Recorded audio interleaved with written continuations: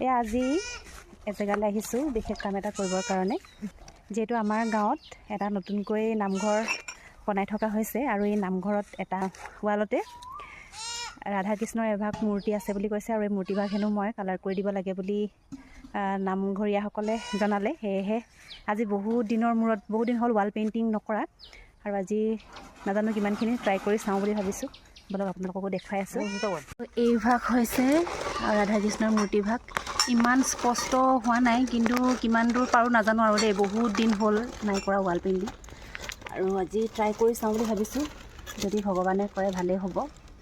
আৰু এইফালে জোনালীয়ে গোটেইখিনি বস্তু উলিয়াই দিছে।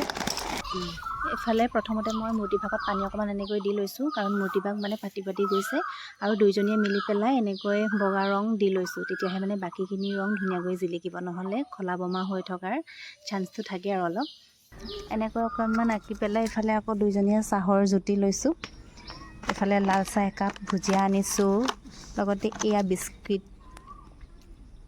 কোনে কোনে খাই ভাল পায় বাৰু এয়া। আৰু এফালে মই শেষৰখিনি মানে ফিনিচিংখিনি কৰি আছোঁ। আৰু একেবাৰে মূৰ্তিভাগ অস্পষ্ট আছিলে, তাৰমানে মুখখনৰ যি চকু ওঠ সেইবোৰ নাছিলে, কিন্তু মই কালাৰে অকণমান মিলাই দিলোঁ আৰু যিমানখিনি পাৰোঁ।